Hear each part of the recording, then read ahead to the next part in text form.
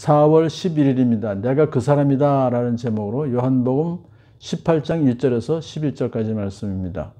오늘 본문은 예수님께서 체포당하시는 장면을 말씀하고 있죠. 이제 예수님께서 제자들에게 마지막 고별 설교를 하시고 또 그리고 하나님께 고별 기도를 마치신 후에 제자들과 함께 기드론 골짜기 건너편으로 가셨습니다. 기드론 골짜기라고 하는 것은 예루살렘 성과 감람산 사이에 있는 골짜기로서 겨울 우기 동안은 약간의 물이 흘러요. 그래서 시내라고도 하죠. 하지만 곧 말라버리기 때문에 계속해서 말라있는 그런 골짜기다. 그런데 이 기드론이라는 단어의 뜻은 흑암이라는 뜻을 가지고 있습니다. 이곳에서 구약시대에는 우상들이 불태워졌던 곳이고 다윗이 아들 압살롬의 반란을 참 피해서 도망갔던 그것도 바로 기드론 골짜기예요. 그래서 이 기드론 골짜기 건너편으로 가셨다는 것은 이제 순환을 맞이하러 가셨다는 것을 상징하고 있습니다. 거기에는 동산이 하나 있었는데 그곳은 제자들과 함께 예수님께서 여러 번 모이셨던 곳이기 때문에 가롯 유다도 그것을 잘 알고 있었어요. 예수님께서 그곳으로 가셨다는 것은 가롯 유다가 당신을 체포하러 올라는 것을 일부러 아시고 일부러 가신 거예요. 정말로 유다가 예수를 체포하기 위해서 로마 군대와 성전 경비병들을 안내해서 그곳을 찾아왔습니다. 밤이기 때문에 그들은 등불과 횃불과 무기를 들고 왔어요. 그러자 예수님께서는 전혀 당황하지 않으시고 차분하게 그들 앞으로 나서십니다. 밤이기 때문에 만일 원하셨다고 하면 넉넉히 피할 수도 있었지만은 예수님께서는 그들에게 체포당하기 위해서 일부러 그들 앞으로 나가신 거죠. 이렇게 물으셨습니다. 너희는 누구를 찾느냐? 그러자 그들이 나사렛 예수요. 그랬더니 예수님께서 내가 그 사람이다. 내가 그러라. 자, 이 말을 들은 그들이 당장 체포하면 될 텐데 그러지 못하고 뒤로 물러나서 땅에 쓰러져 버렸어요. 이것은 이제 엎드려졌다라고도 번역하죠. 왜냐하면 그들이 예수님의 그 위험 앞에 두려움을 느끼게 된 것입니다. 내가 그 사람이다라고 말씀하신 것은 나는 스스로 있는 자다라고 말씀하신 하나님을 연상시키죠. 거기에는 신적인 권위가 담긴 그런 말씀이시기 때문에 그들도 결국 두려움을 느낄 수밖에 없었다는 것입니다. 앞으로 박해를 받게 될 예수님의 제자들도 이것을 보고 큰 위로를 받습니다. 왜냐하면 하나님의 예수님의 위험 앞에서는 세상의 어떤 권력도 고개를 들 수 없다는 것을 그들이 보고 있었던 것이죠. 그러자 다시 예수님께 물으셨습니다. 예수님께서 너희는 누굴 찾느냐? 그랬더니 또 나사렛 사람 예수요. 그랬더니 예수님께서 아니 내가 그 사람이라고 너에게 이미 말했지 않냐? 너희가 나를 찾거든 나를 체포해라. 그렇지만 이 사람들은 물러가게 하라. 그러니까 예수님과 함께 있었던 제자들은 자유롭게 안전을 보장하고 자기가 원하는 대로 가게 해달라. 체포하지 말라 그런 뜻이죠. 사도 요한은 이 장면을 이렇게 해설합니다.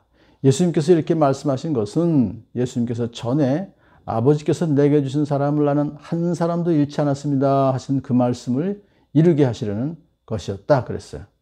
그 앞에서 17장 12절에서 예수님께서 고별 기도하실 때 마지막 날에 하나님께서 자기에게 주신 제자들을 하나도 잃지 않고 나는 살리겠습니다 라고 하신 그 뜻을 이룬다는 것이죠. 그래서 이렇게 해서 예수님은 약속을 지키시는 거예요. 제자들은 한 사람도 체포당하지 않게 해 주셨습니다. 오늘날도 예수님께서는 믿는 성도들 한 사람 한 사람을 보호하시는데 최우선순위를 두고 계십니다. 예수님의 사랑과 능력이 늘 우리들과 함께 있다는 사실을 잊지 마시기 바랍니다.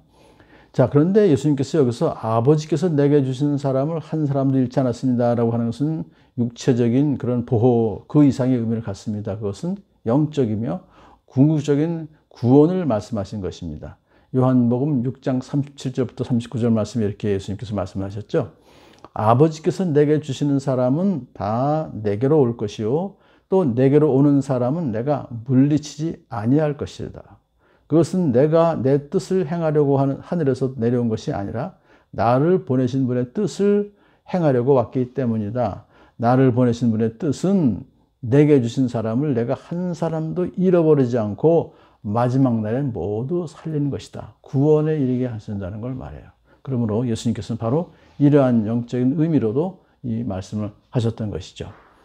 자, 그런데 이제 예수님께서 체포당하시는 그 현장에 시몬 베드로가 칼을 가지고 있었습니다.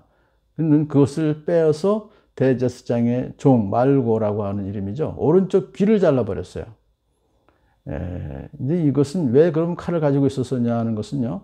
겟세마네 동산에서 기도하시기 전에 예수님께서 제자들에게 말씀하셨죠. 이제는 돈주머니가 있는 사람은 그것을 챙겨라. 또 자루도 그렇게 하여라. 앞으로 이제 예수님 떠나신 후에 그들이 전도하기 위해서 필요한 것을 챙겨라 그거죠. 그리고 칼이 없는 사람은 옷을 팔아서 칼을 사라. 그러자 베드로와 또 다른 제자가 예수님께 주님 보십시오. 여기에 칼 2자루가 있습니다. 그 중에서 한 자루를 이미 베드로가 갖고 있었던 것이죠. 그러나 이 칼은 공격용 칼이 아니죠. 아마도 위험한 순간이 임박했다는 사실을 감지한 베드로가 호신용으로 준비했던 단검으로 보이죠. 그런데 그가 그 칼을 갑자기 빼서 말고의 오른쪽 귀를 잘라버려서 싸움하자는 거죠.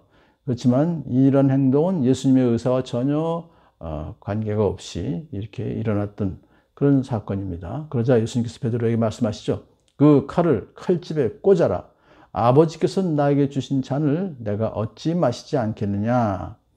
다른 복음서 마태복음에서는 예수님께서 베드로에게 검을 가진 자는 다 검으로 망하느니라 고 말씀하시면서 이제 검을 칼집에 꽂아라고 하셨죠. 근데 또 누가복음에서는 예수님께서 잘려진 말고의 귀를 만져서 낫게 하셨다. 각자 저자의 생각이 거기에 반영되는데 요한복음은 여기서 메시아적 사역에 관심을 두고 있습니다.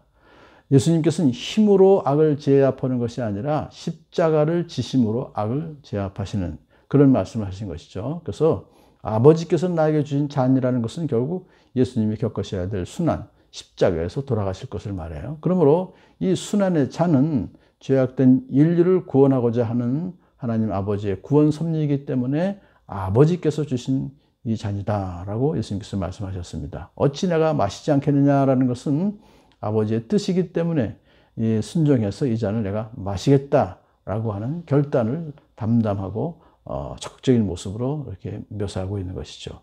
그러므로 베드로가 칼을 사용한 것은 하나님의 섭리 속에 있는 예수 그리스도의 길, 순환의 길을 막고자 하는 것이기 때문에 그것을 이제 하지 못하게 하신 것이죠. 오늘 우리가 여기서 볼 수 있는 것은 예수님은 정말 일부러 체포당하신 것을 알 수 있어요. 아버지의 뜻에 순종하시기 위해서 고난의 길을 걸어가신 것입니다. 예수님은 지금도 우리에게 바라시는 진정한 그 용기는 칼을 드는 것이 아니라 십자가를 지는 것입니다. 예수님께서는 바로 십자가로 칼을 이기셨기 때문입니다. 오늘도 예수님의 그 모습을 우리가 배우면서 십자가로 칼을 이기는 저 여러분 되기를 간절히 소망합니다.